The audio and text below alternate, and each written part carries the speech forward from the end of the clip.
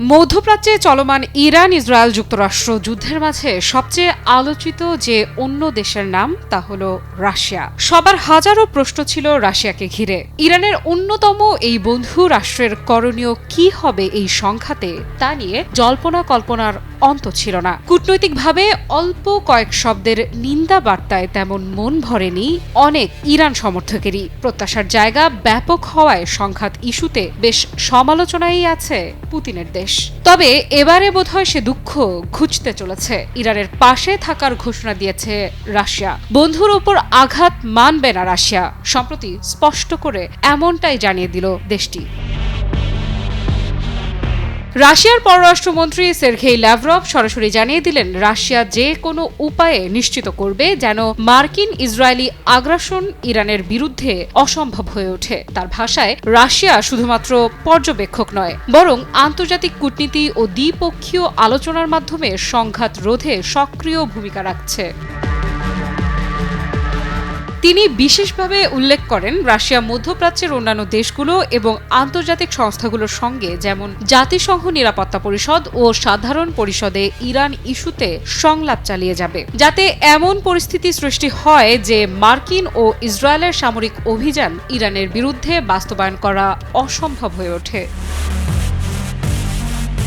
Lavrov আরও বলেন, যুক্তরাষ্ট্রের চলমান সামরিক অভিযান যা অপারেশন এপিক ফিউরি নামে পরিচিত তা মূলত পারস্য উপসাগরের দেশগুলোকে বিভাজিত করার চেষ্টা করছে। তার মতে, এই অভিযান ইরান ও তার আরব প্রতিবেশীদের মধ্যে সম্পর্ককে ক্ষতিগ্রস্ত করার কৌশল। তিনি সতর্ক করে বলেন, এই যুদ্ধ শুধু সামরিক নয়, এটি গোপনভাবে আঞ্চলিক রাজনৈতিক ভারসাম্যও বদলে দিতে পারে। রাশিয়ার দৃষ্টিকোণ থেকে পারস্য উপসাগরের দেশগুলোর মধ্যে বিভাজন মানে বৃহত্তর অস্থিরতা।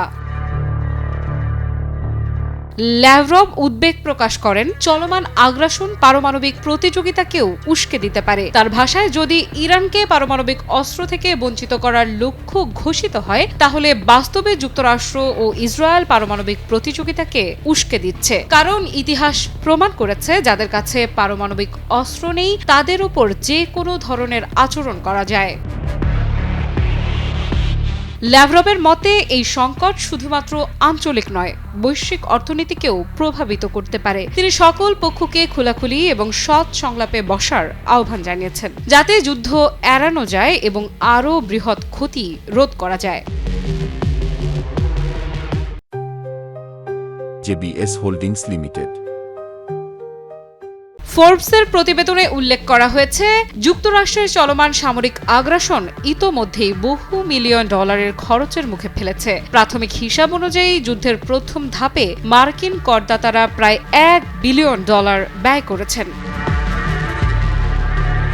বাজেট বিশ্লেষকেরা সতর্ক করেছেন, যদি এই যুদ্ধ চলতে থাকে তাহলে সরাসরি সামরিক খরচ $40 থেকে $95 বিলিয়ন মধ্যে পৌঁছাতে পারে। এতে আরও বড় অর্থনৈতিক ক্ষতির সম্ভাবনা রয়েছে, যা বৈশ্বিক বাজারে প্রভাব ফেলতে পারে।